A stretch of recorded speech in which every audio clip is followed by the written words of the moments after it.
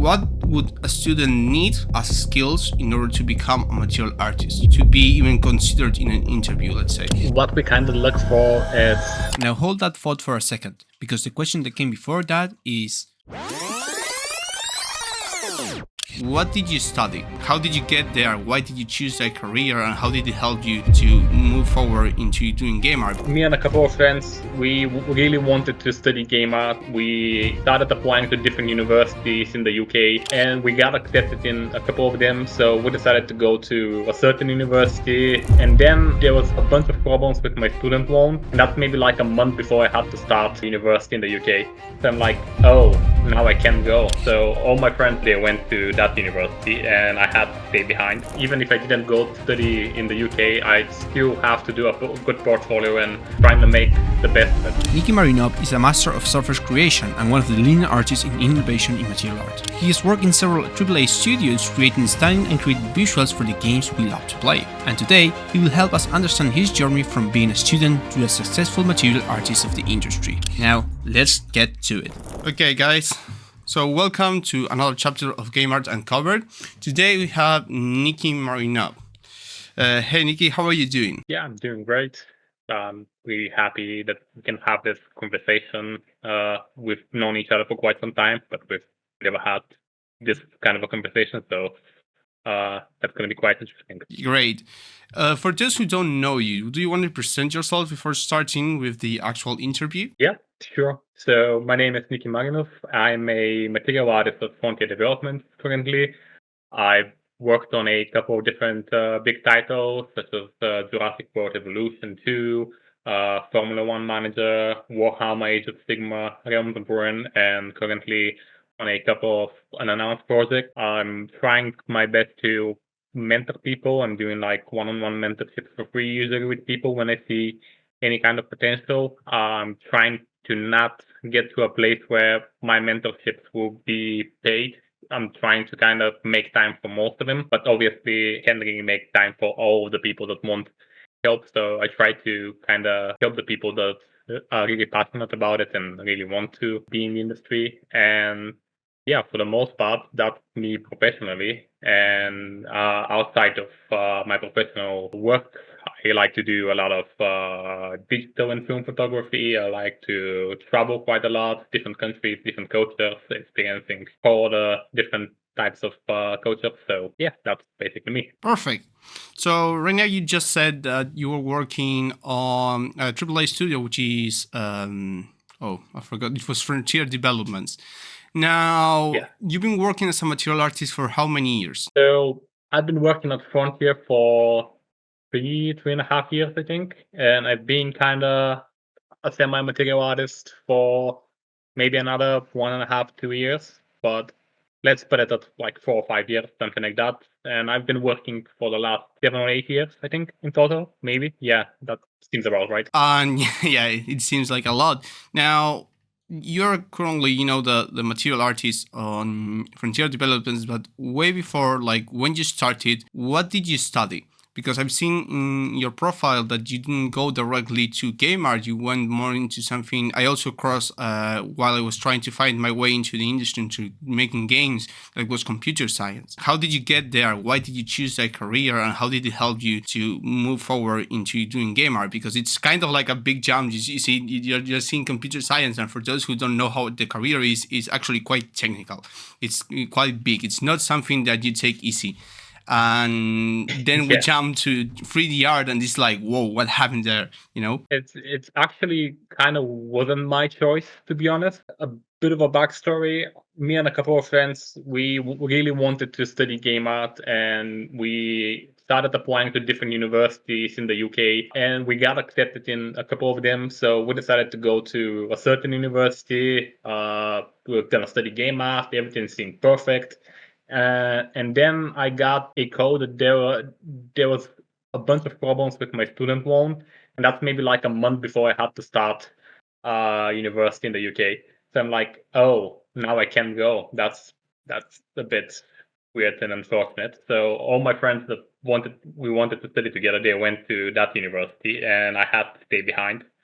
So I was quite depressed at the time, just because that was all I wanted to do. And in my mind then, I thought that that was the only path for me to work in games, which is totally wrong. And I'm really happy it wasn't the path I took. I decided to stay back home in my hometown and just applied to my local university where I applied for computer science. Basically, all of my free time I dedicated to working on my portfolio, and all the other time I dedicated working at studying in a university. And after I got my first job, it was like all my free time went to my job and my portfolio, and then everything else went to the university, and even sometimes skip university just so I can work on my portfolio. Because I knew that even if I didn't go study in the UK, I'd still have to do a good portfolio and trying to make the best of it. And it actually turned out to be the better choice. My university, I won a bunch of scholarships, so I actually didn't lose money and didn't have a loan, and they actually gave me money for being there. I went on a bunch of different programs to different countries in Europe. I went to the US. I lived in Portugal where I did my final thesis paper. So basically, it was a very good experience where I actually gained a lot of stuff outside of the university, and in the end goal was still there. I still went to work for a UK based game company, and I didn't have a student loan. I didn't have all the other negative stuff that I would have gotten from studying in the game art university. So obviously, computer science is very different, but I think a lot of the stuff we kind of learned was helpful. So we learned about a lot of advanced math. We learned a lot of physics, chemistry, electrical engineering. So a lot of stuff that I think can kind of translate to being a material artist. For example, the chemistry we studied different properties of different materials and how they behave in different scenario. So that's something that you can kind of take and look at it from a different lens. It's like being an overkill version of a material artist. You just went and studied chemistry so you can do the perfect material. Yeah. And obviously, a lot of coding. I never really got into coding. I was really bad at coding at university, and I'm still really bad at it. But at least it kind of taught me to think in the way how programmers Yeah, the think. way So of now the way when of I want, thinking. yeah, now when I want something, an effect done, I know that that effect can be achieved in a certain way. And if I can't do it, let's say in a shader, I can go to the programmers in Frontier and tell them the exact way I want this to work, and I can tell them from a kind of programmer perspective how that can be achieved and what I want it to do. So I think that's another helpful thing. And it's also kind of helpful to, if you want to kind of get more into tech art, like our material team is kind of the bridge between art and tech art in Frontier. So it's really helpful if you want to go more into the technical side of stuff and not only art, which is really fun. So I think that's how it was helpful, even though it was very different than what kind of you would expect for Yeah. to study Yeah, to I be think in that games. for many people, like their career to become an artist, not only a material artist, but a professional artist, is actually quite, let's say, unexpected. Because I just now you said, I don't regret the path I took, you know, and I really like that kind of quote because it's something I always say when I, checking with my friends and so on. Because in my case, I went to university only for 2 years and then I dropped it just to do self stuff, and there's many things that maybe others have or had during the university that I never had. Having that feeling of finishing university after many years of dedication and so on, just to get your degree, all those things that usually see in social media and other places that everyone has from the, let's say, that kind of, let's say, more normal life, or more like what everyone does, let's call it. Sometimes you look back and you say, well, I'm glad that I made this choice, or that I didn't do that, or because I do this, because that's what took me here. And maybe if you just change one thing of what happened in your past, maybe you couldn't be standing where you are right now. So I think that's actually Exactly. quite big. And the other thing is you have to be really dedicated. Like it wasn't that I studied something else and kind of by accident went into games. I spent all the 4 years working on my portfolio, and I knew that that's the path, and that's the only thing I'm gonna do. It's not gonna be anything else. So you do have to be dedicated, and you do have to follow your own path. They're not like a specific thing everyone has to follow. Everyone's journey is kind of different, so you have to follow whatever your path is, and you have to be dedicated, and everything will turn out great eventually. Yeah, in fact, there's a great quote I love about these kind of things. And the other day yesterday I was thinking about this, that if you have a plan B to your plan A, you're not going to like get to plan A. And the reason for that is that because you have a Exactly. kind of like an exit, you have like something to hold you in case you fail. And if you only have plan A, you're gonna just kill yourself in order to get there. Not literally kill yourself, but you're gonna do whatever you have in your power in order to get there. And that happened to me while I was studying as well.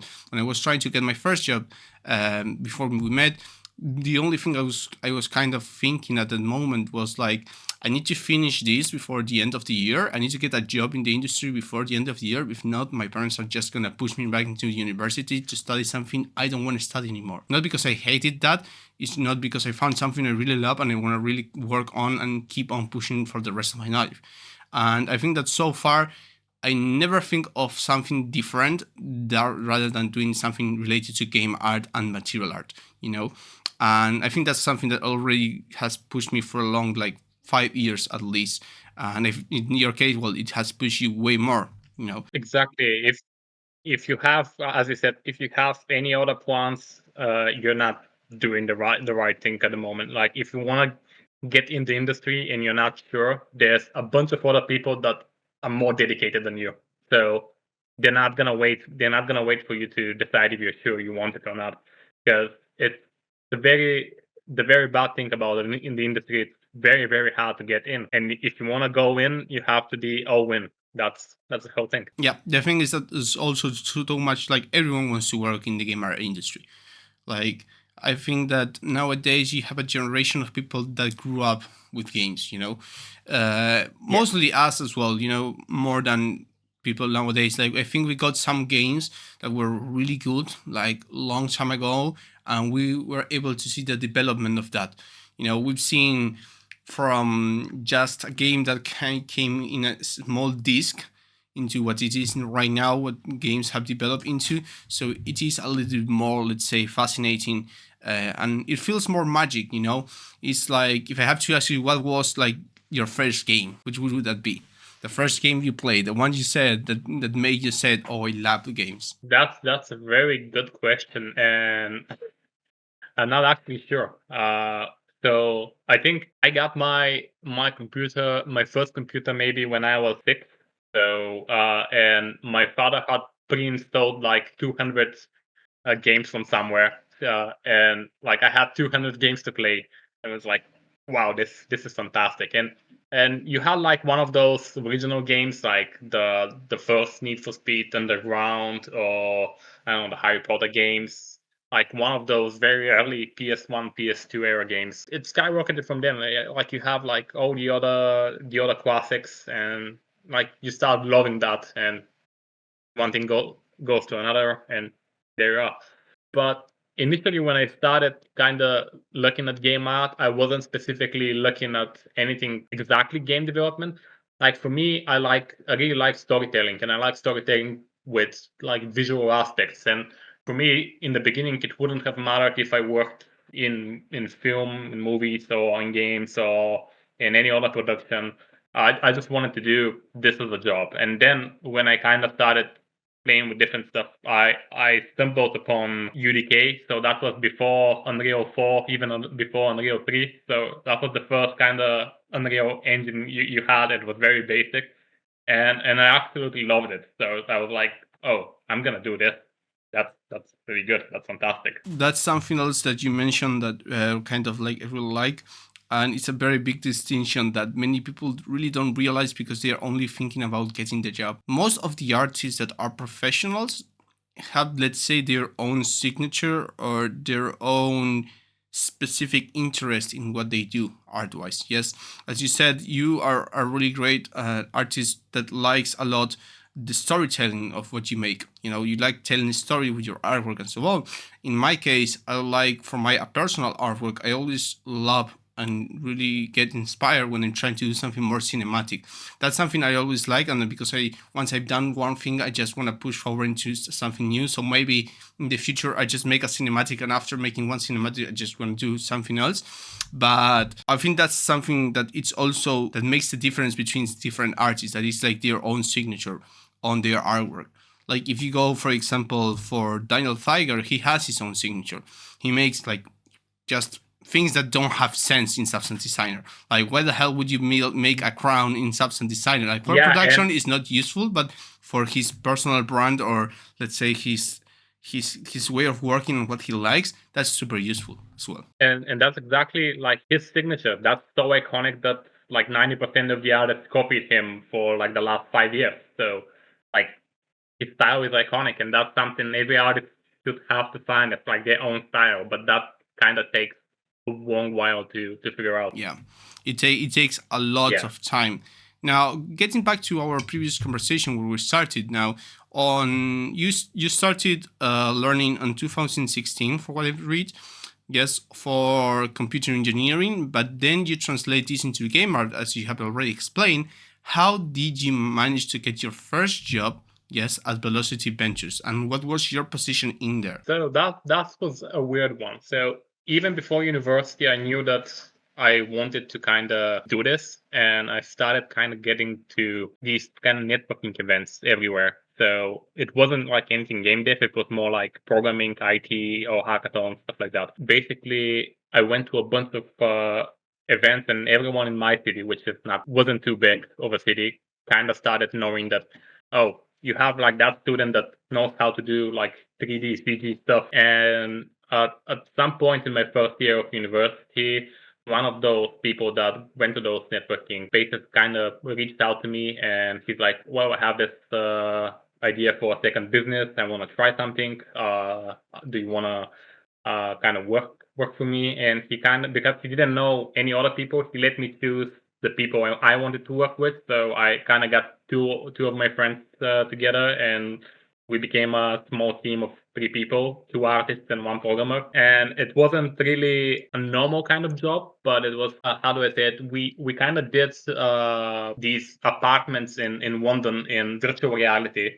And the whole idea was to make the apartment for a building that's not finished yet, and for people to kind of go in with virtual reality glasses and kind of walk around and see how the finished product is gonna look. And we got some drones to kind of take HDRI images, so when you go to the windows, you can actually see the actual view. So I was kind of a bit of a generalist because I was coding, I was sculpting, I was modeling, I was texturing, I was trying to make Unreal work with VR. So that was quite fun, but also it was very stressing because we're like a bunch of students that know nothing about game art. We don't know nothing about optimization, and we're trying to make a project on Unreal with VR. And you have nobody else to ask anything. Like whenever something breaks, it's your job to fix it, and you don't know how. You have to spend like 3 days on the internet to fix a minor Unreal bug, which is how you get a real experience. But that also kind of taught me how to fail a lot and not be bothered by that, if that makes sense. I was able to fail consistently in stuff, and I learned that that's the way how you get better. Yeah, well, that's something I repeat a lot when I'm talking with my students or when doing podcasts overall. It's really easy to get confused at what does a professional, like what's the difference between a professional and a student, because usually what you do is that you always look at the good side of the professional. That's all you see. You don't see their failures. They don't see them not getting to a deadline. You don't see all those things that actually happened, because you go to their portfolios and you see all their amazing artwork, like all the perfect artwork that has 1,000, like 3K views, 4K views, 8 million views. It doesn't matter. You see that perfect version of the artist, the professional artist, but you don't see that you were just telling. That sometimes, and the main difference between an artist and a student is that the artist is going to find a problem, and if he can't solve it, he's just going to push forward till he solves it. And it's going to take time. It's not something easy. That's why the best projects you see maybe on ArtStation are projects that are looking really good, but they took a lot of time. There's artworks that take from 6 months to maybe 1 year. I've seen artworks and environments that they look quite simple in the amount of things they have, but the quality is so good that then you realize that, because when you talk with the artists and they tell you the artwork took them 3 years maybe, so it's a lot of dedication, it's a lot of time, and most importantly, it's knowing what you said just right now, knowing how to find a problem and by your own means trying to push it forward. And that's something really important, because in the studio maybe you have people that it's going to help you, but most of the times also you're going to have to do it by yourself. Like, the first thing you should do is, actually, for me personally as a professional, if you find a problem, first try to solve it by yourself as a senior. Then if you see that you're not really moving forward, then you can go and look for some extra help just to push yourself forward a little bit. You started, as you say, like kind of like an environment artist, generalist, let's just say. How did you get to material art? Because this is something really like really common again in between material artists. Most material artists start with something 3D and then they translate to material art in a moment for some reason in particular. What was your reason, or how did you discover it? To be honest, I think all the people kind of start as generalists, and then they find their kind of niche when they work. So when I was working at Velocity Ventures, I was doing everything, and as I said, even programming, even other stuff. And I really hated texturing, and I really hated materials at that point. Like, I found it really annoying, really hard to do. I didn't want to do it at all, and I was kind of pushing myself to kind of understand it better and be better at it, but it was kind of my least favorite thing to do. You were doing it with Photoshop at that moment? No, no. It was still Substance Painter mostly. It wasn't even Substance Designer yet. And at some point, a little bit later, we kind of started doing this environment with one of my friends, which is like my first finished environment. It's still on my ArtStation, where I had to kind of do the landscape materials and some of the other tilables, and I started getting some tutorials for designer, and it seemed very complicated and very hard, and I really didn't like it in the beginning, but I really liked what people were kind of achieving with it, and I pushed myself to kind of learn it a little bit better, which was kind of the way I started learning what works and what doesn't. After that, I had like another job, which was kind of it was kind of like the same people that gave me the first job, but we kind of used their company as an outsourcing company where we found someone that wanted a game made for mobile, and it was like a clone, like a soccer game clone of this Japanese game, and we were like, okay, sure, we're gonna do it. And I was mainly working again generalist shader materials, trying to kind of find a new stylized way to do everything. And by the end of it, we failed miserably. So that was kind of a lesson in going back to a previous topic, where we had like 6 or 7 months to finish this game, or at least a prototype of it, and we kind of got the game to a state, and it wasn't working really well on mobile. It was very clunky, it was very broken, and we kind of had to give all the money back to the person that commissioned it to us. And because I knew that something like that was gonna happen, we didn't spend the money. The money spent was in the company, so we didn't have to. But we had to give back quite a big sum of money.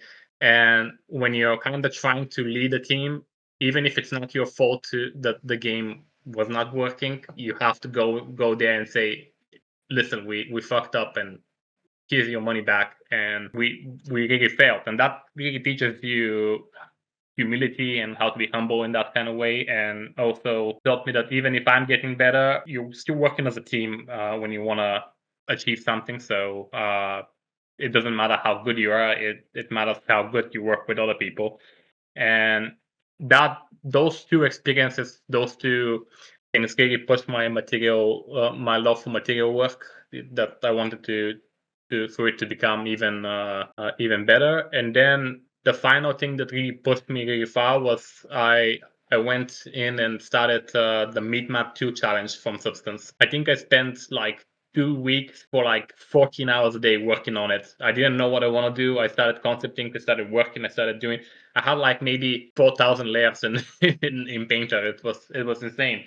And after I finished that, I was like, I really like this. I'm gonna do this professionally. Like I enjoy this a lot more than modeling now. So I'm doing that, and that's how I kind of learned. And one of the really funny things was when I discovered I won. I did a bunch of interviews with Adobe, and one of the interview questions was, so how did you utilize anchor points, and how did anchor points help you with your material? And I'm like, what is an anchor point? I even didn't know what an anchor point was, and I had like 4,000 layers, and it was just insane. Yeah, that's something that's No, actually quite funny when you are talking with someone that is too technical and you're maybe a self-taught and you're like, oh, I made this really nice and amazing. Oh, did you use? And he starts throwing a lot of technical words and you are like, I don't know what those are, but these work. And you show that. Uh, exactly. And it's and just that now feeling. I do use them quite a lot. I learned these things, but for the most part, it was like me experimenting with stuff, trying different things until it works. So that really pushed me to go in that direction. And then I got my first job doing exclusively textures, which was at Kitbash. Unfortunately, I don't have anything nice to say for them, so I'm not gonna say anything at all. So it was just like wasn't a good experience. I did some stuff for them. We parted ways, and a few months later, I got the job at Frontier. Yeah, I mean, today, I just made a post about these kind of jobs, like the ones you just mentioned, which are more, let's say, they are like more like freelance job, Yeah, it's more like a freelance but thing. they do take a lot of advantage from artists, especially those who are unexperienced. Yeah, especially young one and students. They promise you a lot of stuff and they don't pay you that well, and then they kind of put you on under the rug when they don't need you anymore, and it's like not very pleasant at all. Not a pleasant at all, to be honest. And that's something I always kind of like have in my head when I'm going to an interview or anything like that. If the human resource or maybe the lead or senior, anyone during the interview process starts to promise me the world for the job, then that means that there's something tricky in there. Because no, I mean, I've done interviews for many studios. Some of them were Microsoft, other were Ubisoft, and they offer you a lot of things, but they don't brag about it. It's just they send you a flyer and they say, hey, also you get all of these perks if you like them. So you know about it. That's it. But they don't make a big deal of this. Now, when you go to these kinds of studios, they start with they usually, oh yes, we're working in amazing projects. They are really big. They're gonna be everywhere. Some of them are in AAA and so on. And sometimes part of what they say is true, but the way they say it and how they promise and kind of create this kind of like very perfect scenario for you, that's when things get weird. And after that, well, after you have the experience, like you said with this studio, Kitbash, and well, I had it with another one that was the artist, happens, then this when you realize, they take advantage of these artists who are really new students that not only they don't have experience in work, they don't have experience in money, maybe, they don't know how much they should be charged for a salary or for a freelance job, because it's quite different having an 8-hour jobs where you get paid hourly a month and you have fixed days than when you're doing a freelance job where you have to manage your own times, you have just a deadline, and you charge per asset done.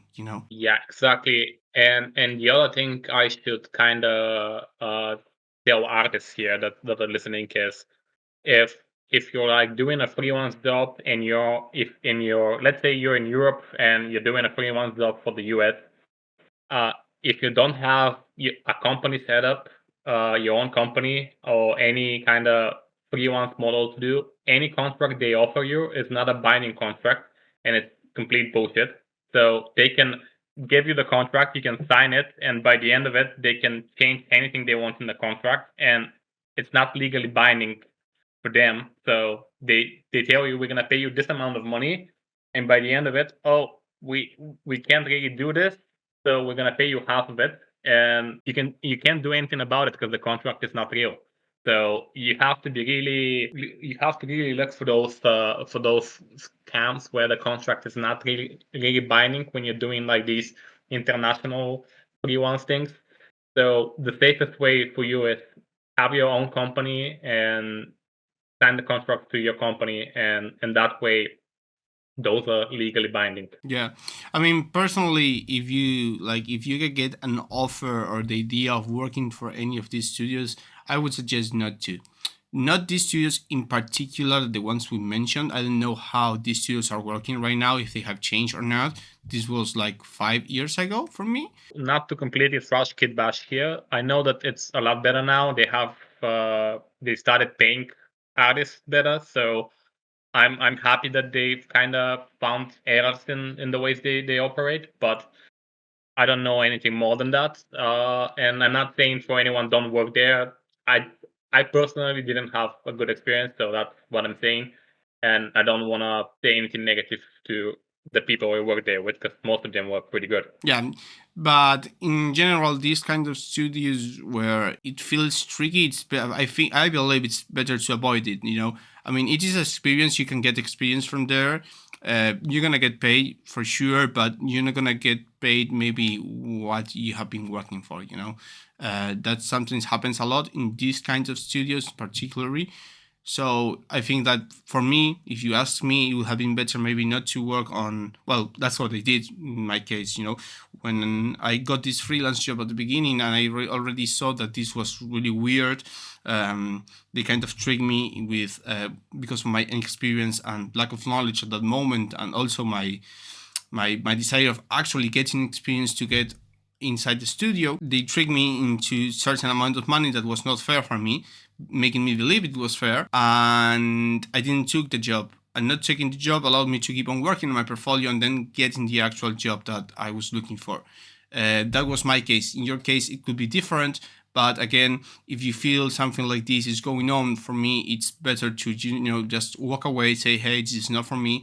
All right, I'm just gonna go somewhere else." You always have that choice, and many people believe they don't. I mean, there's people that maybe they really need the money, and well, there's nothing we can do about it at that point. But if you really are not in that point where you are desperate or you really, really need the money, I think you should take the chance to actually walk away, because that's not something you're going to be able to do later. And it might give you something better in exchange. Yeah, exactly.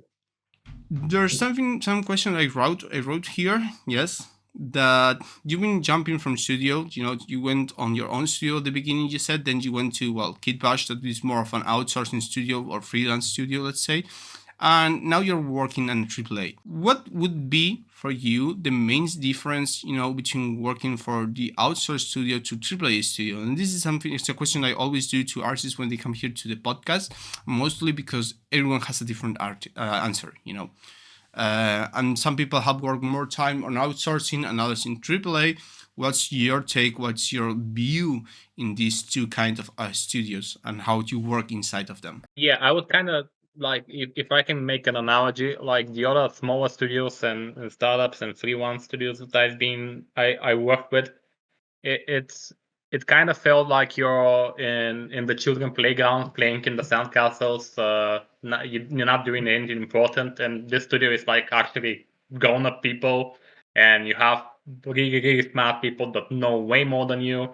And when before you're working like 3 people on a project, now you have like 200 people in the studio and 400 in outdoors. So it's like very, very big productions, and it's very grown up. You're not allowed to make that many mistakes. Like nobody's gonna shout at you that you made a mistake, but you have to be conscious not to make them in the first place. Because, for example, if you break the build, that's like one day that 200 people can't really work, which is not ideal. You're losing a lot of money for the company.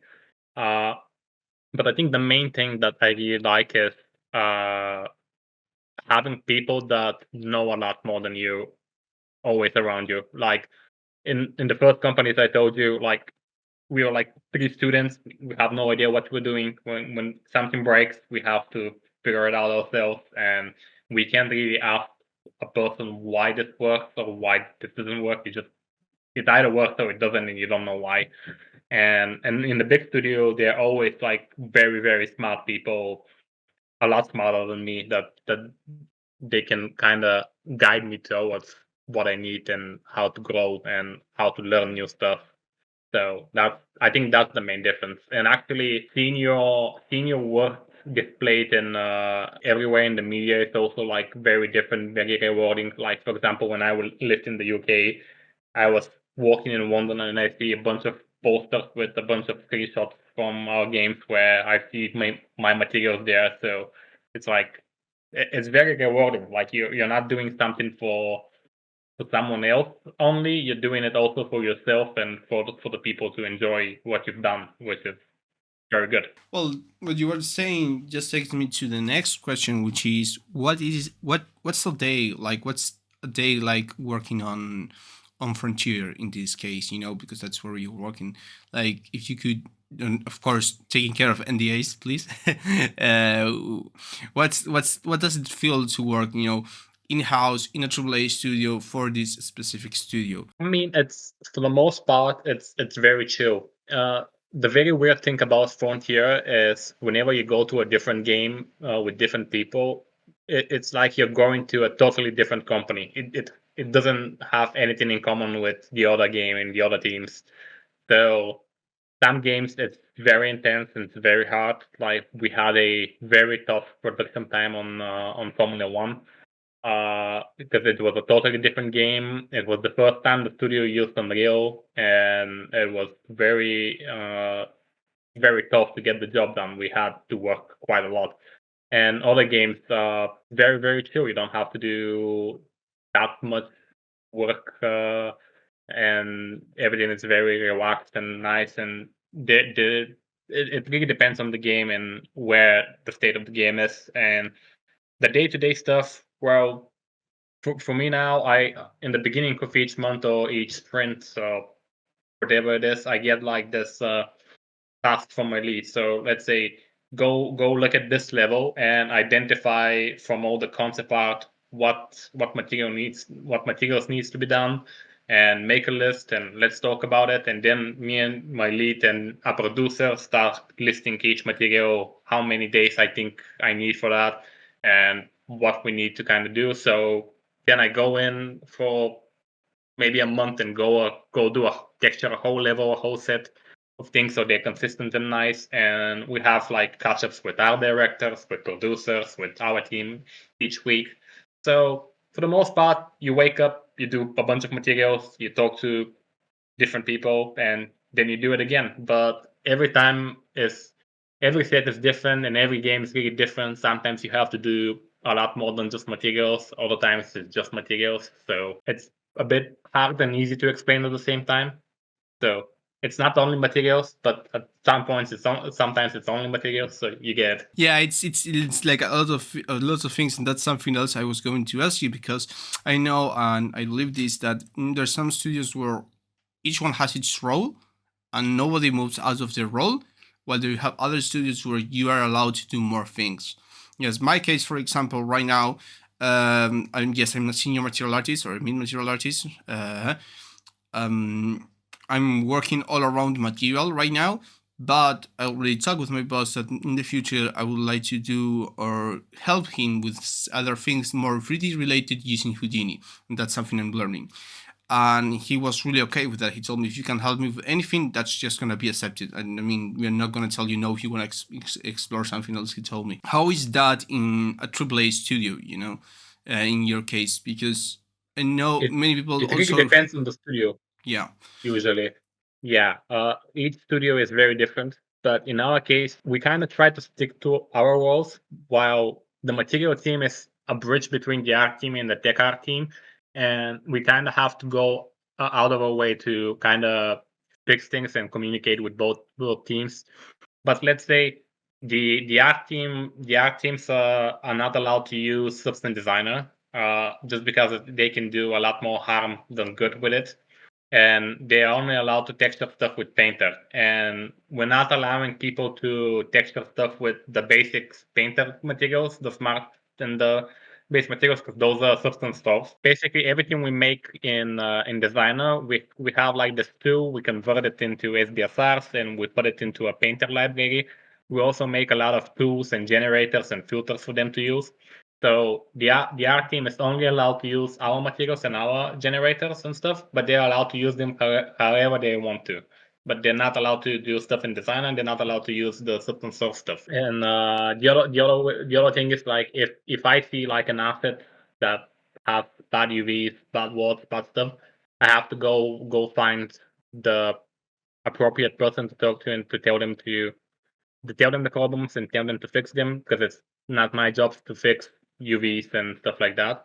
Obviously, if we don't have time and if it's not like a big asset or a set of assets, I can go in and fix the UVs myself, not to make other people's jobs more harder.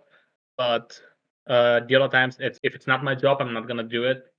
They have to do that, and in their case, if they don't have to do stuff in Designer, they only have to use our library in Painter.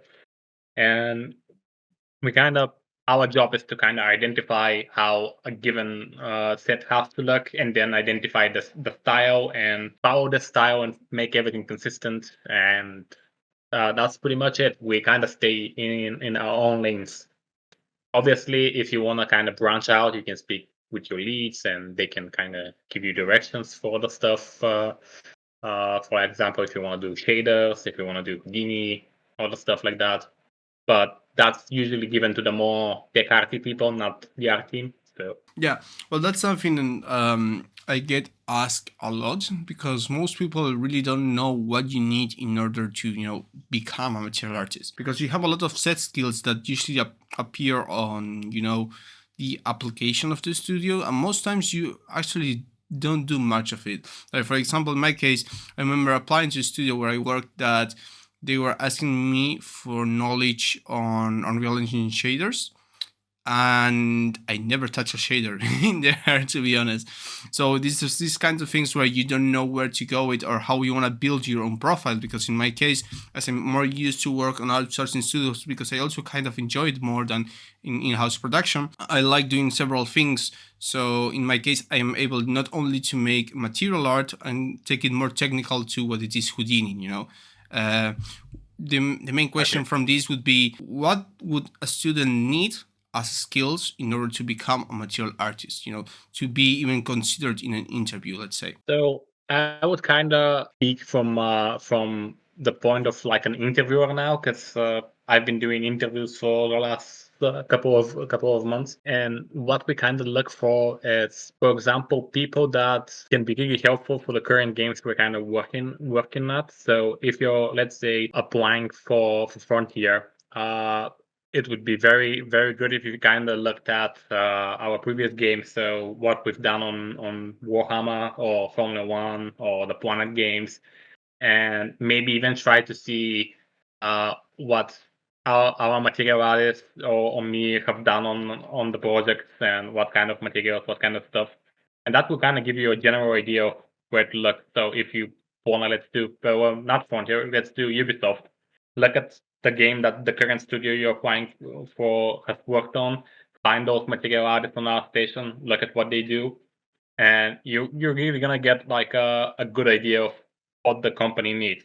And for example, in our case, what we're kind of looking for is a lot of durable materials, a lot of good presentation on those materials. Trim sheets is a very, very big bonus. And also shaders is a big bonus. The shader, if you know shaders, that means you're a little bit more technical. You kind of understand how those work, which is a very big plus. And I think the main other thing is like the tower you present to have very good PBR values, because oftentimes what I see is a bunch of materials that, like when people show their, like, the breakdown of the textures at the end of the post, either I'm gonna see like a very black and dark AO map, or I'm gonna see like a metallic map that's like mid gray or base color that has complete white or complete dark, which means that the person doesn't really understand how color spaces work and how different maps work. So that is a big giveaway if somebody doesn't have that much experience with those materials. And obviously, it's the presentation and materials that are actually useful. So if you have like 5 different materials and you only have like shader balls and it's like fancy depth of field and fancy lighting and stuff, you're not gonna be really considered for the job because I only see the shader balls and all the depth of field effects and that doesn't work for me. I want to see how it works on a actual surface, how it's gonna be used. I want to see like different lighting scenarios. I also would appreciate a little presentation, a little bit of storytelling, how this material is gonna fit in like an existing universe, if that makes sense. Yeah, I mean that's something I saw, like what you're describing right now. This last part is something I saw like grow throughout the years. I remember that when I did my first material, the first, like, let's say, good material, the one that actually started me to push forward the portfolio into something great.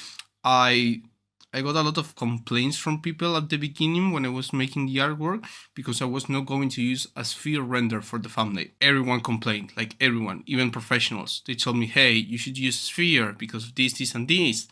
It's gonna be better. And I was a little bit stubborn at Yeah, that moment, and I just pushed and on.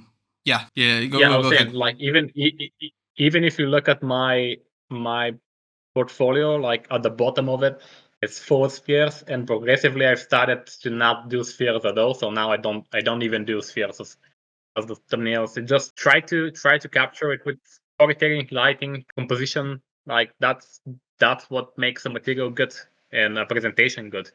Yeah, exactly. And I remember the time, like, people were only using those spheres, and then I started using these kind of shots. I always do for my presentation materials, where is the material displays in a specific mesh that has a little bit of the shape that I need for the material, with a really nice lighting. And then these things started to scale up, and now you have these kind of renders where you see the material tile with the scale of a person, to show you how the tiling and the texture density of the material is.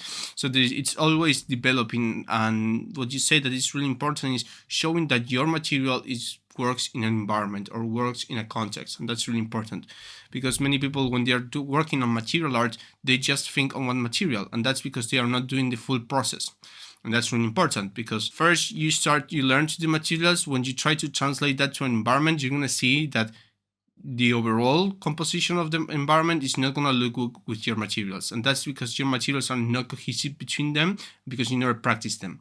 So it's actually really important to have at least a really small environment where you have to force yourself, to grab different things that maybe they are not even made specifically by you, just to make them match with your materials. Because, as you said before, you have a specific task in your studio, other people have a specific task, and there are over 300 people in the studio. That means that you need to match your art with more than 300 people. So it is a hard task to do. And if you can't show that in your Yeah, portfolio, then I think you are gonna get surpassed by someone that can actually show that. and especially in the studio, as a material artist, and when you're working on a game with significantly lower polygon meshes, most of the meshes you have some kind of boxes and primitives and stuff. So it's up to you to make it look good and bring color into the whole game. So if you have to do that consistently, and also before making the materials, before doing anything, you have to be able to speak with the people from the art team that are making those meshes, how they have to make the meshes in order your textures to look the best. So even if you have like really good textures, they're not gonna kind of maybe work with the meshes if the meshes aren't made correctly for them. And the other thing here is a lot of people are trying to kind of make the material look really good in Marmoset for the render and for ArtStation, which sometimes doesn't really translate that well into game. Like when you're in a studio, you only care how the material works in game and not how it looks in designer or in Marmoset. So sometimes, let's say I can have a really good looking material in Marmoset and designer, and it's completely not gonna work in game. And sometimes a material that really doesn't look really good in Marmoset or in Substance is gonna look absolutely fantastic in game. So you always care about how it's gonna work in the context and in the game and on the assets, and not anywhere else. So you have to be conscious for that, and you have to show it in your portfolio. Yeah, I got this question all the time from other students where they ask me, should I be more focused on Marmoset or in Unreal Engine? So when I get this, I always tell you are gonna have to jump into Unreal Engine. So better to start now than start later. But if right now what you want to do is learn only material art and you want to kind of like get the best out of it, you can start with Marmoset, but you will have to jump to Unreal. Like it or not, I didn't like it at the beginning. I was really, let's say, not happy. Not, I don't mean not happy. I did an environment a long time ago, and I got burned out by it. I got just destroyed by it. I was way too pushy with myself. After that, I was kind of negative about building environments and how to build them, and kind of pushing backwards in my career into what I could have been developed. Well, nowadays it's not the same, of course. But having the environment, and a small environment, doesn't need to be, a whole city. It can be a really small alleyway. It can be anything small where you can showcase your material. That's gonna like add so much more value to your portfolio and how you work as an artist as well. Now, we're talking about the things that may help in your portfolio and your skills in order to get and be a material artist.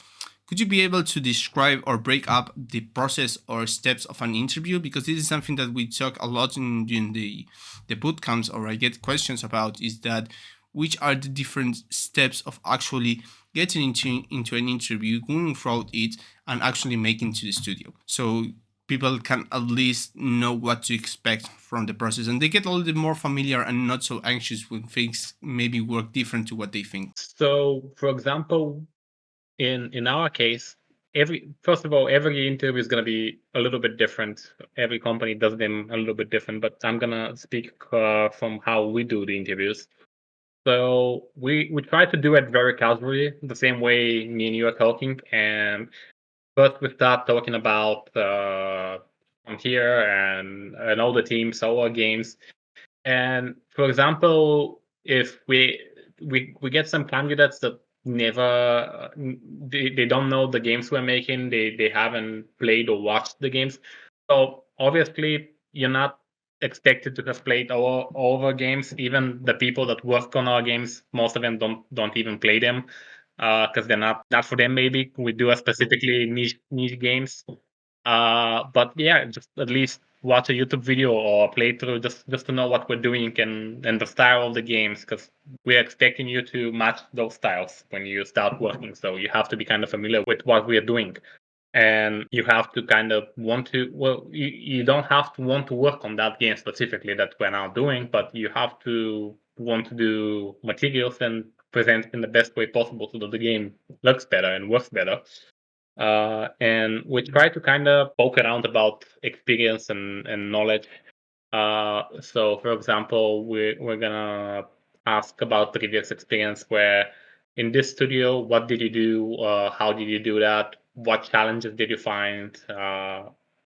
Basically stuff like that. So we can kind of poke around and if they've done similar stuff to that or clever stuff. We recently had this interview with someone that was he had a ton of experience, and he hadn't updated his portfolio in a while. So we wanted to kind of see what was the case and why he hadn't done that. And in the meantime, see if he can say something clever about that. And for example, they worked on a game where they had like a mini map, and in each new edition, the concept art would kind of draw the new map on map again and upload it as a PNG image. And he basically made a shader and a substance designer generator that with each new build it spit out a new map with that was correct, and he did really something really clever that saved a bunch of time from the other teams and automated something. So that showed us that he really understood what he's doing and that he was mindful of what needs to be done. So that kind of helps us understand if the person is clever and he can do the job or not. And after those questions, we kind of move to their portfolio and we start kind of asking them to identify what they think is their weakest piece and what they think is their strongest piece. And if that kind of correlates with what we think, that's a really good sign. And if it doesn't really correlate, we start talking more about that to uh, understand that. So that's another thing. And the other thing is like for example, if I see a material that it's maybe good, but it's not that good, for example, I'm gonna go in that material and start asking, if you had like a couple more days to work on this, how would you make it better? What do you think is not working that well on this material? Can you kind of tell us? And it's very important to not say that what they're doing is bad, but just how can it be better, and not to make people be constructive and try to poke around for that. And if what they say is close to what you think, so if you think that, let's say, the AO map and the shapes are not really good, and they say, oh, I think I can improve that AO map and I can improve the shapes. But that means that the person has like he can think in a constructive way and he can make it better actually. But if they start saying something completely random that doesn't follow what you and in the other interviewer are seeing there, it means that they probably are not on the level that you need for the job, if that makes Yeah. sense. Yeah, And it's a more subtle way to actually, trying to figure out if the person is right or not for the job. Um, and again, it's not something like you train like for an interview, because many people think like, oh, what's the right answer for this, what's the right answer for that. There's no right answer. It's just you need to be yourself, and if you have the skills for what the job you have applied, then you're just gonna get in. That's as simple as it is. it's something that we try to, instead of actually asking them technical questions and stuff, we ask them on their portfolio, because that's the most time they spent on. So when you ask them on something they've done, they have a lot more confidence in themselves to explain how they've done it and how they can improve it, if instead of you ask them for something completely unrelated that they're not prepared for. So that's very good way to kind of, let's say if your candidate is very shy and they're not very confident in how they express themselves and not very confident in interviews. This is a way for them to be confident in their answer without being shy for that, if that makes sense. And the other thing, for example, we interviewed a really good artist, so almost everything they do was really, really good, and we really liked them. They didn't have a lot of experience, but we decided if the interview goes well, we can potentially give them a shot, give them a chance, so they can work with us. And during the interview, we asked the same questions, where we asked, what do you think can be improved in this one? We don't like this, and we don't like this. How can you make it better? What's your weakest piece? And they just replied that, I don't have a weakest piece. All of them are great. I don't think any of my materials need to be improved. They're all perfect. And we were like, that wasn't really a good answer. No, no. So they There's they, they always didn't space they to didn't improve. get they didn't get the job just because of those answers. Otherwise, we would have gotten them the job. They were like, they said that they don't agree with us, that they don't think that our criticism is valid and stuff like that. And we're like, well, sure, but our criticism is based on the job you're applying for. So yeah, and that's why they didn't get the job. They were going to get the job otherwise, I'm pretty sure. That's a But really just really silly way, let's say, to fucked up an interview. Straightforward. yeah, yeah, exactly. Just be a little bit humble and have some humility. Yeah, because you are That you're even not the going best. to work with other people, so you need to be humble. Like you need to be. Let's.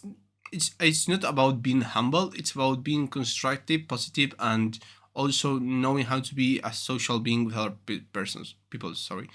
So if you're Yeah, working exactly. on a team of 300 people or more, it is hard because you're not gonna like, first of all, you're not gonna like each of those 300 people. There's gonna be most probably someone that you might not have many things in common. You might not like working with them, and that's still completely normal. I mean, you are not made up for everyone, and regardless, you need to have a good relationship so you can work together, because you will have to work together.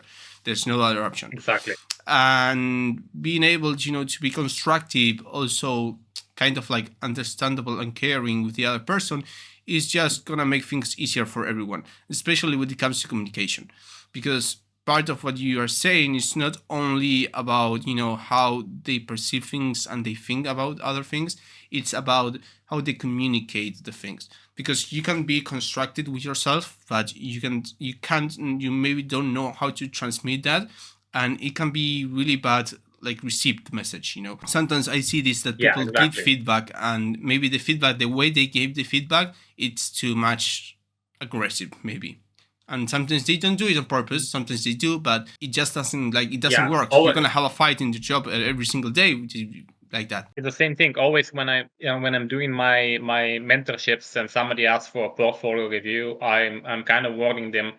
I'm gonna be really harsh on you, but that's not personal, and that doesn't mean you're bad.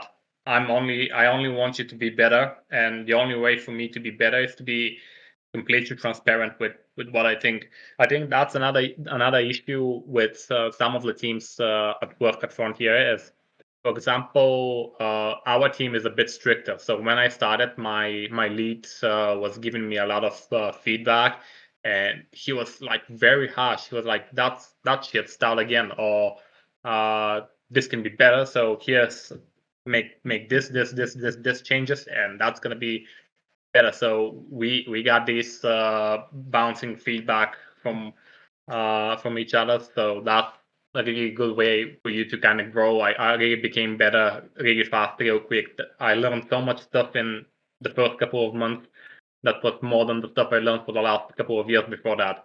And then you have other teams, for some of the art teams, for example, where the leads are not very good with criticism. So if somebody doesn't do something good, they're always saying, "Oh, there's always next time. You can do it better next time. Don't worry about it."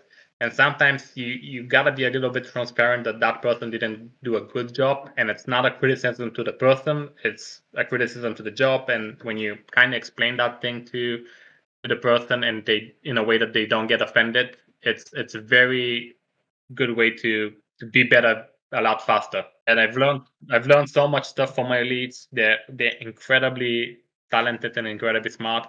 And the only way you can kind of learn that is for you to get a little bit more humble and kind of expect that they're gonna kind of trust you in the beginning, just so you get better, and it's nothing personal. Yeah, I mean, again, going back to it, the feedback sometimes feels personal at the beginning. Maybe after some years of It does, yeah. being a professional, you start to identify when someone is trying to be personal, or it's just being constructive.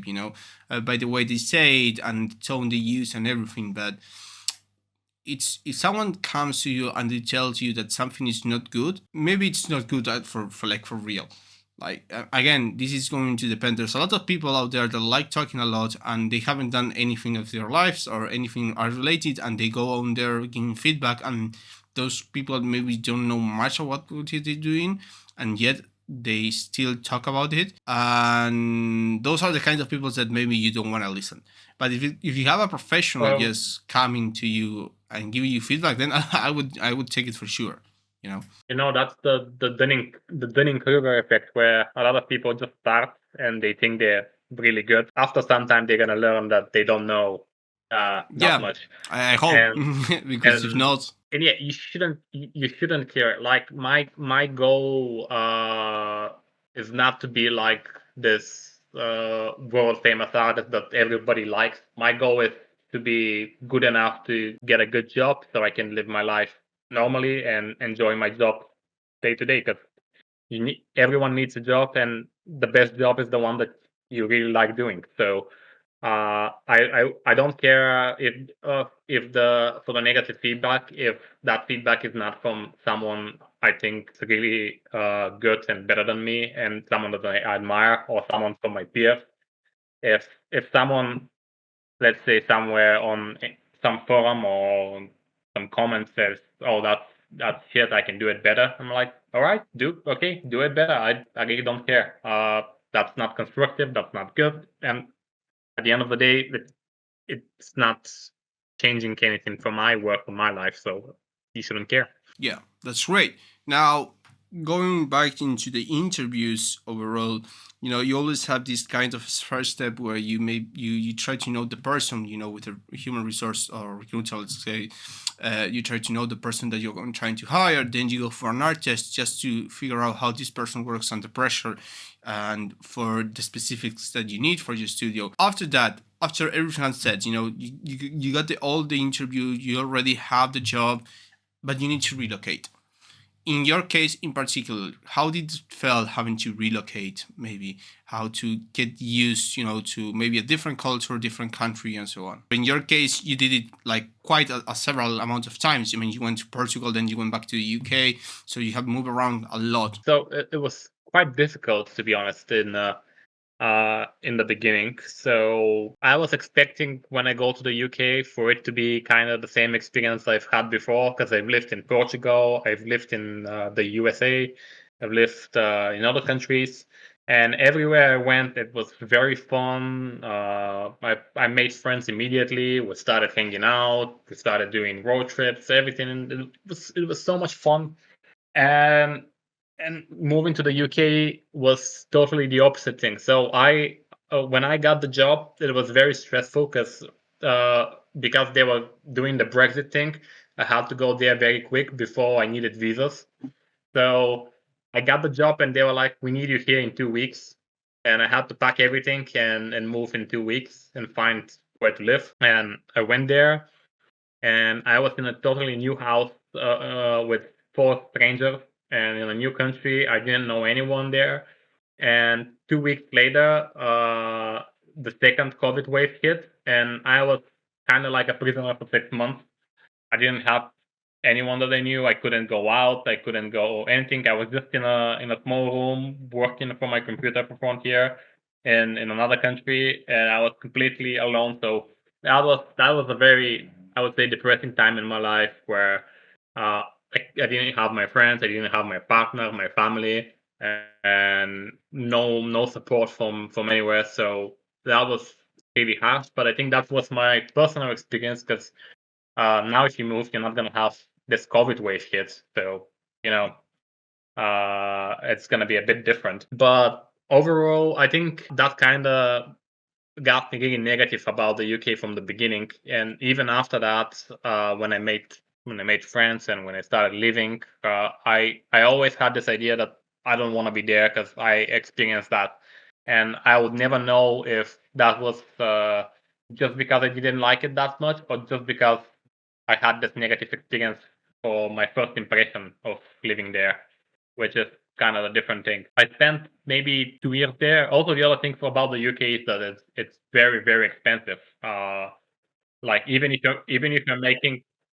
you're making a lot of money, it's still expensive to live there, which is quite annoying. And I spent 2 years there, and after 2 years, I was like, I'm done. I don't want to live here, because I was doing a long distance relationship as well, and I was missing my friends, and it wasn't the same experience I had living in other countries. And I started interviewing different companies. I went maybe on 10 or 15 different interviews, and I was like, I want to switch. And a few of them kind of were in different countries. A few of them were remote. Some of them were in London, but they were like for more money. But I still didn't want to live in London, so that was uh, another issue. So I got a bunch of offers. Some were from Microsoft, some from other, and I went to my lead and I was like, I have these offers. I don't want to live here anymore. Can you let me work remote and stuff? And Frontier was very nice to me. They organized everything, and maybe in 2 months' time, I moved back here to Bulgaria, and I'm still here. I'm still working for them from here, and they were very nice about it. And now I have like a better better quality of life because of it. Because I enjoy it here a lot more. It's a lot cheaper. I have my family. I have my partner here. So I think that's another topic that we can kind of open. It's something that I don't get to talk a lot during kind of talks like this, because most of the time when I'm invited to talk somewhere, it's like a lecture at the university or some event, and it's more official. It's not like more casual like we're doing here. So I think one of the things that's important is to not forget your mental health. That's something very important, because in all of these talks, and even in the beginning of this talk, we're telling students, you have to be very determined, you have to be dedicated, you have to suffer, you have to do this, and you have to be you have to only want to do this because someone else is going to be better than you. But once you get into the industry and once you achieve a certain level, you have to kind of step back and see what's best for you, because you can burn out very, very quickly. And in the beginning, a lot of artists are gonna kind of have to suffer, and I think that's kind of expected. For example, a lot of junior artists with no experience want to now go work for like these big studios or want a completely remote work. Like if you're a junior, you don't have much choice. You're either gonna have to relocate, you're gonna have to do this, because if you don't do it, somebody else is gonna do it. But if you're more senior, you kind of have more control of what you want back from studio. So when a studio kind of messages me about the job, I'm gonna say like, I want remote, I want this, because I'm at a more higher level that I can kind of expect this from a studio. So I think the mental health stuff, taking a step back, looking at your life, and you're kind of trying to be happy and have goals outside of your work and outside of your careers. It's very, very important. Because for me, my biggest issue is like the imposter syndrome. The main thing that's been pushing me forward is that I've always thought I'm not good enough, and that's pushed me to make a better portfolio, a better career. But it's also been a big part of my life. Like, am I good enough for my friends? Am I a good friend? Am I good enough for my partner? Am I a good partner? Am I good enough person? Can I be a better person for my community around me? So it's always some stuff that I'm constantly wondering about, and I have to step back and realize that I'm actually doing good, and I've actually achieve the stuff I wanted to achieve before, and to take it easy and pursue stuff that makes me happy and be a better person because of it. Because the imposter syndrome is burning you out very quickly, and it's something I have to work on myself to improve. But it's something that most people have to also realize, that the little voice in your head that's telling you that you're not good enough, you have to kind of keep it at bay and not let it overcome your emotions. So I think it's very important to keep your mental health and priorities, and the people around you, the people that you love, and the people that love you, for them to be your priority once you get to a certain stage in your career. And that sometimes your career now it's not the most important thing, because you've achieved that, and you have to now get back and do the same thing in your personal life. I think that's very important.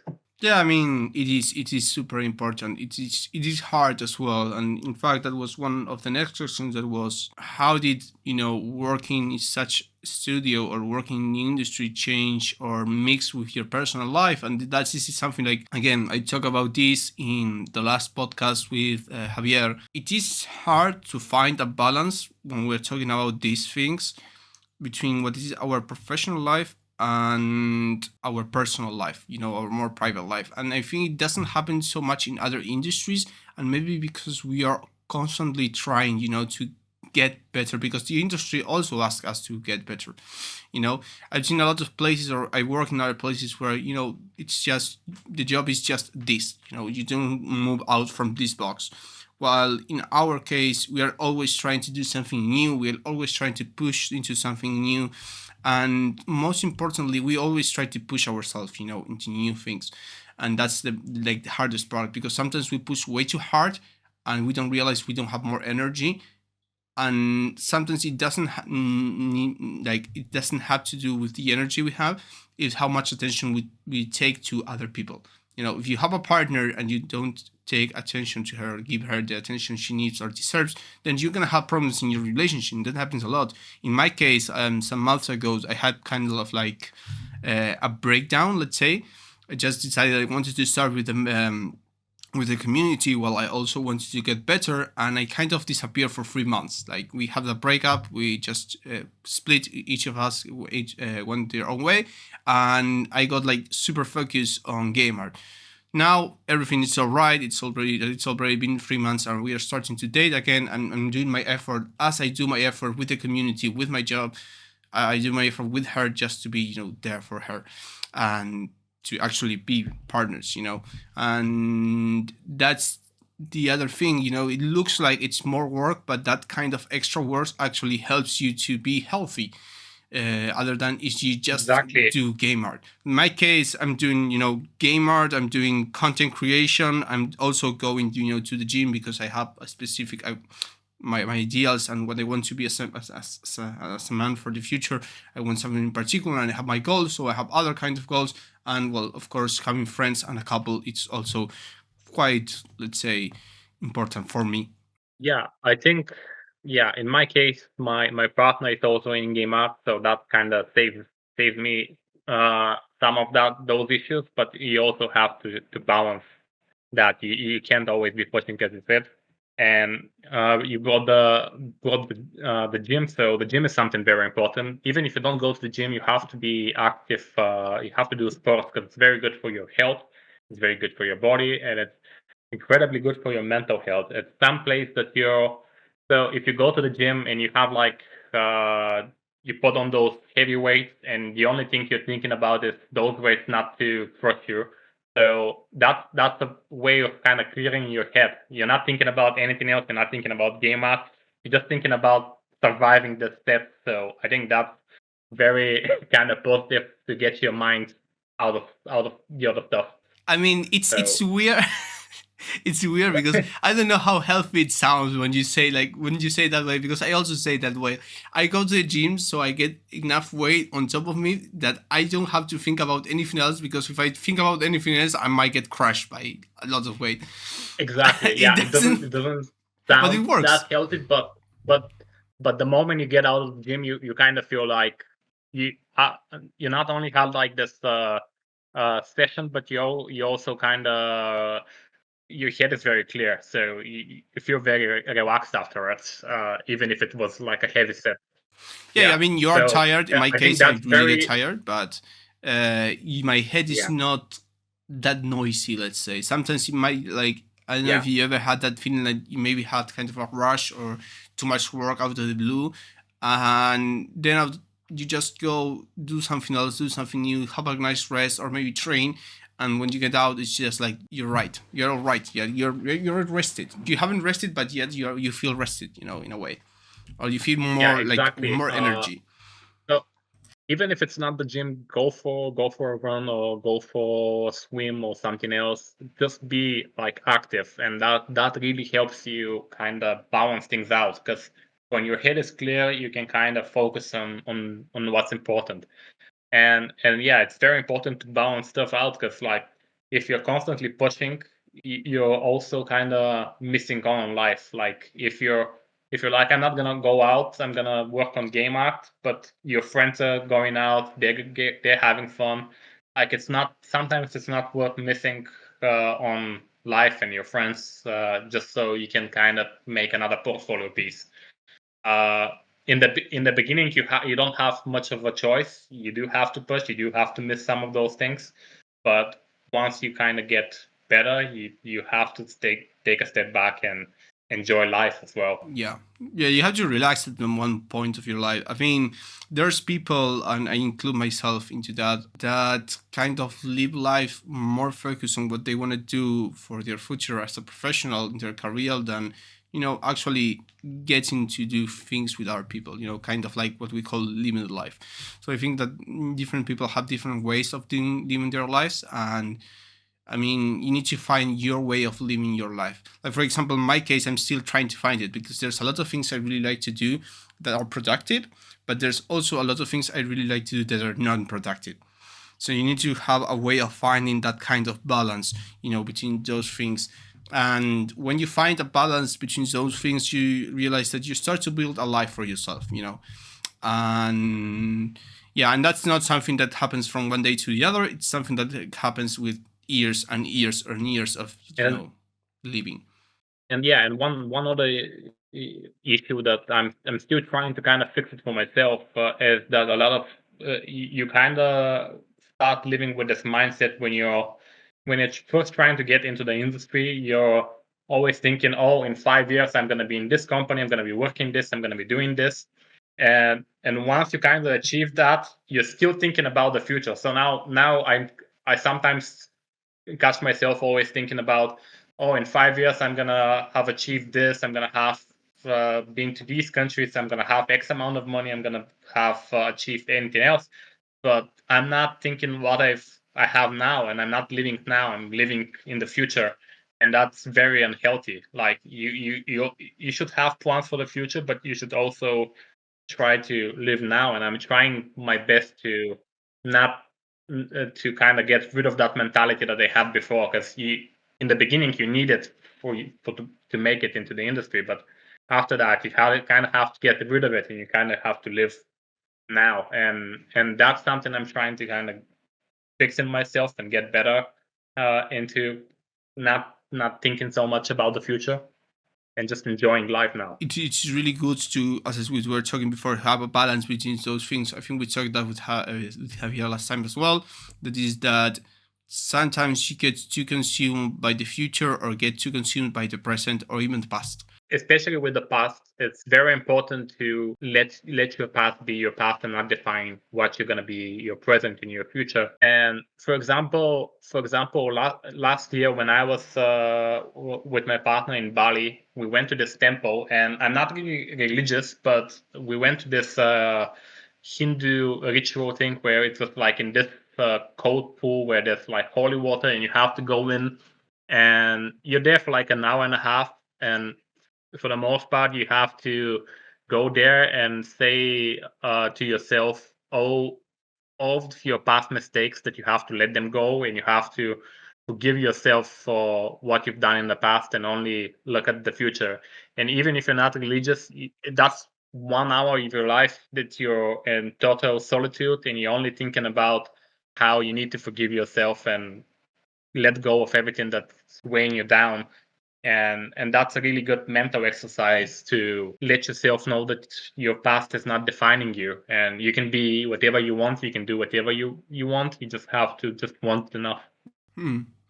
Yeah, I really like these topics because it looks like many people have a lot, like many artists, professional artists have a thought about this, but again, it's not something like we professionals talk about publicly, to other people.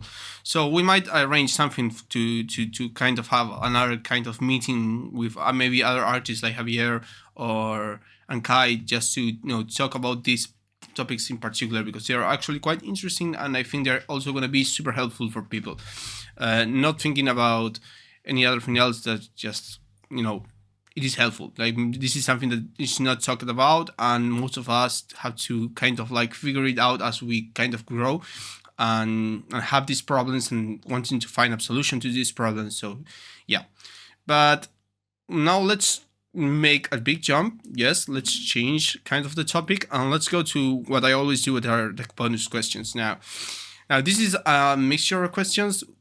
They are not connected between each other. Yes, it's just kind of questions that maybe people want to ask you, or they might be useful for them, and maybe it's not specifically aligned to everything we have been talking so far, but it's something that may help and may become a little more technical. So when you started to learn Substance Designer, can you explain or describe your learning curve? Because I think many people see Substance Designer as something like really, really hard and impossible, but I don't see it that way. I see it as something hard but not impossible. Yes, but what was in your case, the learning curve you have?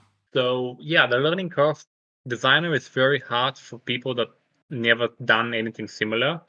And you have to do a bunch of tutorials and then try to change those tutorials to, so let's say the tutorial is like some wooden surface. Well, try to experiment and make it into a different type of wood, because every wood is kind of different. And try to experiment. And in the beginning, it's going to be very hard to do something on your own. You're always going to have to rely on those tutorials. But with enough practice, at someday something is gonna like click in your head, and you're gonna be like, oh, I now get it. I now get the software. I now get how it works, and you're gonna get more comfortable with it. And once you get more comfortable with it, you have to kind of challenge yourself to do more complicated materials, and sometimes even materials that are, let's say you're never gonna use this in a production. You just do it because you wanna kind of learn more and explore more, and those kind of exploration make you better at the software. For example, my last couple of materials, you're never gonna use them in a production, like the suitcases and stuff that I did. And I'm just trying to kind of experiment and learn new workflows and new ways of doing it, and that unlocks like new potential to learn even more complicated stuff in the end. So I think just practice and start with the tutorials and then try to kind of move away from them. Yeah, great. Now this gave me kind of another like question in my head, because there's something I'm going over with some students, and it's a little bit hard to explain. But would you say that working while you're working on a material, the process of creating your height map, yes, your normal map, the overall, yes, your real shape of your material, is it like the way you think about how you work on it? Is it too different to when you go to your base color, maybe? Yeah, for sure. It's, I would say, very different. Like I usually make my base color from a bunch of masks that I generate along the way with the height map. I don't really generate it from the height map itself. I try to think of my base color in layers. I start with like a really big macro shape color, like maybe one or two colors, and then start laying masks on top of each other. I think histogram select is a very good node to get specific masks from specific places. And my other favorite node is like the dust node and the metal edgeware. I use metal edgeware for almost everything except metals, so that's a very good node to kind of do. So I think one of the things that you have to experiment is try to use the nodes in ways that they're not supposed to be used. That gives you very good results, and your materials are gonna stand out quite a lot. For example, I use Robur quite a lot, like everyone else, but I don't really use it on chipping edges that much. I use it on a lot of different use cases, and because one thing I see with a lot of students is like they're gonna use like Swobor with quartz and Gaussian noise, and I can see it from afar. Like I know how you've done this, and try to kind of try to make a material so that the other when other material artists look at it, they can't immediately say, "Oh, that's Gaussian noise," "Oh, that's Yeah, they quartz have noise," to "Oh, they have to that's question themselves, like they don't have to be able to recognize like your technique just by yeah." looking at it.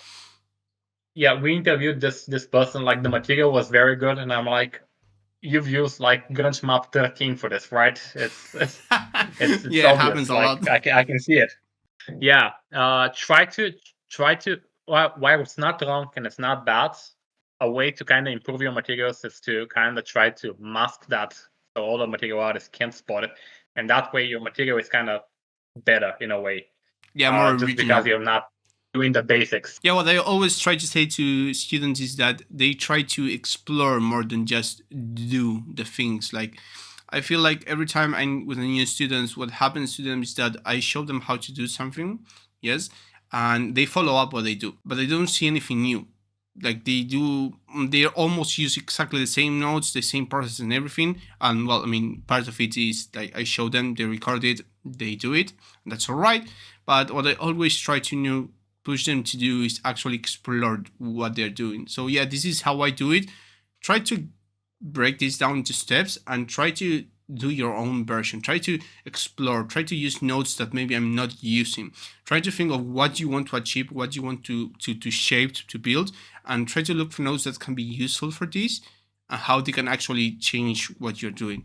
It makes actually learning substance designer quite fun because sometimes you get some results that are really crazy and maybe they are not useful for you at that moment, but they are useful for you later. In fact, I have a substance designer graph with a lot of, let's say, node compositions with a lot of weird stuff as result, and they're not for a material. They're just things I came across and just save them in case I use them. Yeah, that's very important to kind of save your funky results. And a lot of the stuff I'm using as well is like nodes I've made from just experiments and stuff. And another thing to add to this, like when you're in like in a AAA studio, you're not expected to make every material from scratch. Like for example, if I get like, oh, make these specific wood plank. I'm like, oh, I've made this before on another game. Let me go in that substance file and see how I made it, and just copy that from there and kind of speed up my material. So it's always good to experiment. It's always good to kind of get stuff from what you've done before. That's the way you learn. That's the way you get faster. So uh, yeah, just try funky stuff in Designer. It's very powerful, and you can do a lot of stuff there. Yeah, indeed. Now, talking about learning, substance designer, while learning, to texture and in your overall career, what would you feel or believe is a big or huge breakthrough for your career as a material artist? What event would you kind of classify it like a great breakthrough for you? Well, one of the breakthroughs, as we mentioned earlier, was the meat maps, and the other breakthroughs I've kind of are materials that I spent quite a lot of time just to figure out how to make, like the Baroque ceiling. That was like figuring out a bunch of ways to make ornament shapes in a clever ways, or the Doom inspired body piles, where I spent like maybe 6 months on and off researching how to do different stuff. Because I was initially trying to generate the bodies in Designer, then I tried generating meshes, which also didn't work really good. Then I learned how to rig stuff in Houdini. I used KineFX. I learned that just for that. And then I saw that rigid body simulations are not the best way to do it. So I tried experimenting with like soft body Devon simulations in Houdini. And then I had to make a tiling. Then I had to figure out how to texture each individual body. And then I mixed Painter and Designer. So like figuring out stuff that's very difficult in the beginning is, I think, how you kind of do that breakthrough and get better at that. And it's the same thing at work. For like when you start working at a bigger studio, like and they give you like this material that you've never done, you just have to figure it out. Like it's a new thing, and you have to kind of decide how to do it. And sometimes stuff gets really interesting, very clever. When you get this freedom to kind of choose to how to make stuff, it gets very very nice. Yeah, yeah, indeed. I think that's the best thing of working by like in something you are passionate about is that you actually take everything you have and more just to make it happen. I know it's like that extra energy you have or that kind of extra push you have where you actually move forward into making something new and you take all the resources you have at your disposal even by learning something new just to make it happen. Talking about getting to be a material artist, we talk about several things, but something we really kind of went around is trying to be a material artist as a current professional and material artist. What would be the best free advices that in your career would you apply that may be useful for other students right now? Yes, if they want to join the industry. That's a very good question. I think most of the stuff we've already covered. I think the first advice I would give is like, if you don't want it 100%, don't do it. It's a career that's not very forgiving for beginners and for juniors, but it's very rewarding the more you progress through your career. So if you're not sure about it, just don't do it. You can get rewarding stuff from other careers as well. It's not the end of the world. If you don't want to do it, don't, because it's very hard and you have to make some sacrifices in the beginning. And I know it's not pleasant and it's not cool, but you have to. That's the way, unfortunately, the industry is. And that's not the end of the world. Like, if it's not for you, it's not for you. If you want to do it, you have to make some sacrifices and you have to work hard on your portfolio. I think the portfolio and the presentation skills as well is the most important thing to get your first job. I see some portfolios where everything is very good, everything is very cool, but they lack presentation, which is like also a big step in how you present yourself, because the portfolio is how you present yourself to future employers. And if that's not perfect, well, it's never going to be perfect, but it's not, Yeah, it if needs to that's be not something adequate. that, yeah, up to par, it's really going to be kind of detrimental to your career. So working on that first is very important. Another advice is to value your time and value yourself as a person, as an artist. Uh, some people I've met, uh, and when they don't get like a really good salary or adequate pay rise and stuff, they like, oh, I'm just happy to be in the industry. I don't really do it for money. I don't really care about the money. Well, you're part of the problem. A lot of studios exploit artists and they don't pay them well just because they exploit their love for games and they love and desire to work in the industry. So those artists are like just content with being there and they don't really care about anything else. And while money is not that important and it doesn't buy happiness, the lack of it is the opposite. Like if you don't have enough money, you're gonna stress about the bills. You're gonna stress about your personal life and your finances. And having enough money that you can live comfortably kind of remove that amount of stress, which is not something you want to add to your existing stress of being You don't want to. into the In industry. fact, So I think that's actually quite important that you mentioned, being part of the problem where, there's a lot of people that offer their services for really low amount of money.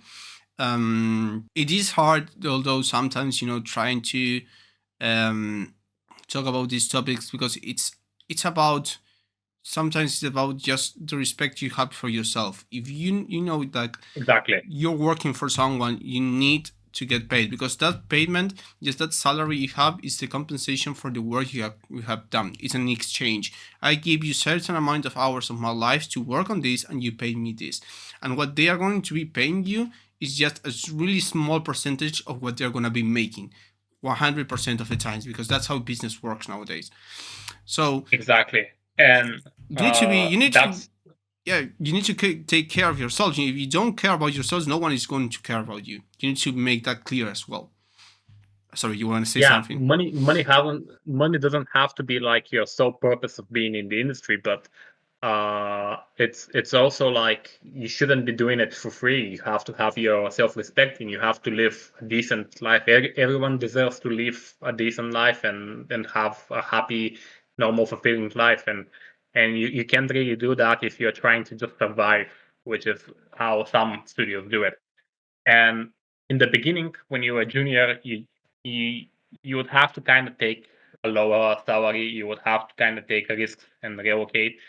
But as you progress, you have to start getting that confidence and that self value up and demand what you're owed. Because when I was starting at Frontier, I was interviewing at a few different studios, and I had like these offers from some outdoor studios, not studios that nobody really knew that had like a better salary, but Frontier was like a bigger name, so I took that, and that was like, and I also moved to another country, and that was like the risk I took in the beginning, where I sacrificed my comfort and I sacrificed like a little bit more money just because I wanted to work for this company and I wanted to kind of be in a better position in my career.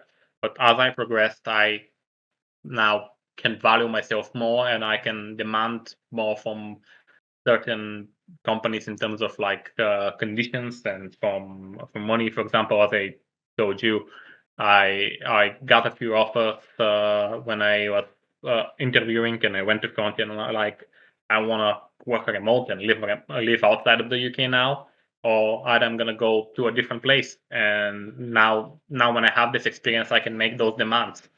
and they were like, yeah, sure, if you're not happy here, we can do it. And that's how, when you have like the self value, really good stuff can happen to you. So I think that's my big advice to students, is to kind of, in the beginning you're gonna have to make the sacrifices, but then after some time you don't have to do them anymore. Yeah, in fact, there's a guy I always quote. Those who my students know may know about him because I talk about him a lot when it comes to this kind of emotional, life advices. There's this guy called Alex Hormozy. He says that a risk looks like a risk until the opportunity has passed. Then it starts to look like an opportunity, and it is true. It happened to me. Like I don't know if you remember when I was doing the art test for I think it was creative assembly, Hmm. and I think it was also Yeah, to yeah, move to Bulgaria, and I didn't took that opportunity because for me it looked like a risk having to move to Bulgaria personally because I don't know, at that moment I was young, I was really young, and I didn't like the idea of having to move from my country at that moment. I was kind of like having just a really new life. So it was a risk at that moment. After that opportunity, or let's say that offer went off the charge, went off the window, it looked like an opportunity. Like before it was a risk, after it has gone by, it's an opportunity. So I feel like nowadays what I try to do with this kind of things, if it is a risk, I try to sit down and think about it, but not that much. Because the more you think about it and the more you look at it as a risk, you see it as something negative for yourself. And that's when you don't take the risk you have to take to get the results you want. So yeah, pretty much exactly. it's like how I think it nowadays. But following up with the bonus questions, we are talking about the industry. We are talking about, we're talking Yeah, about sorry, different. before we go that, I just want to add something to the last one. So my last advices would be, so the first one is definitely try to relocate, leave your country for a little bit. The moment you start talking with people from all around the world and living with those, your mindset really changes, and you start looking at the world in a different way, and in a way that kind of makes you think on different topics and changes your mind on different things. It really puts things into perspective, and I think that's a really healthy thing to do when you're young, and that will really help you in your career uh, further. So I think that's very important for young lads to do. Yeah, yeah, I do. I Uh, never, I never had the chance to do it, and when I did, I didn't took it, and I would like if I had the opportunity now, I would do it as well as you were saying. So it's something I also recommend a lot, as you were just mentioning. So in the industry, which are for you your, let's say your three big heroes? Something we were talking about with Javier the other day. Like we Yeah, that's think that's a everybody's. very complicated question, because I don't have like, I can't really tell you like three people out of the bat that just those, because there are many people, and it's like I can kind of put it into categories. So if it's like people I've never met and I really look up to, it's like those big artists that I've always looked up to, like let's say Jonathan Benanios, for example. I hope I'm not butchering his name. Let's say, for example, yeah, Javier Perez, like he's an icon in the material world. Eric Wiley, he's super good. He's also worked on one of my favorite games. I love like the Diablo series, and those materials are just like insanely good. In terms of like, you not only have to look up to the people you don't know, but also the people you know. For example, my lead and his lead are people that are incredibly talented, incredibly smart, and people that I've always gonna learn something new from. So the people that help you grow are also the people you should look up to. So I think that's very important. And the other people I really admire are my peers, people I've worked with, people I know. So let's say from people I've had as colleagues, you probably know Max. So Max Goryev, we worked together for quite some time. It's a person I really admire. I really love to work with, and all kinds of other people that I've also worked with, like Matthew Alwam, for example, James Mitchell. Those are colleagues that I really enjoyed working with, and I do the absolute best to out if I had the chance to work again with them. I would like to kind of split it into categories. So people you don't know, people that help you grow, and people you've worked with. Those are the people you should admire, and those are the people I admire. That's great. Now, when going back a little bit into substance designer specifics, being part of these bonus questions, there's two missing bonus questions I have to do to you, which are, what's the best part of, like, for you, what's your favorite part of actually working in substance designer, or the workflow you have? So my favorite part is to actually try new stuff, new techniques, and my other favorite part is in the end just tweaking the material so it gets perfect. I often don't like my materials to be fully procedural. I really like to have like these bits and places of the material where it's not procedural. So for example, if I make like this, let's say a stone wall with like these old bricks, like I would say I really like this specific edge on this specific brick. I want this specific edge to be like to have moss on it. So I'm gonna make this exactly specific one, and I'm not gonna make it so that it's entirely procedural, which is something that kind of brings character to the material. So I think like tweaking this very specific bits and pieces in design is something that I really enjoy. Great. Now, this last question, just to close up the podcast. We talked about this before starting the podcast, but it's also a way of letting artists that come here kind of talk about what they are waiting for themselves in their future. So what would be your next step in your career now as a material artist? What are your goals for you in the future as a professional? So as a professional, I have a couple of goals actually. I want to move more into technical art. I want to be an art director in a company where I can kind of really influence my style on a project and be an art director from the beginning of that project. Because one of my big dreams, for example, is to kind of be part of a really big team that manages to win like a BAFTA award, something that's very recognizable, very very good. I want to have my vision in a game where that game becomes then very successful and very very big. But that's very far in the future. But it's one of my dreams and what I want to achieve with it.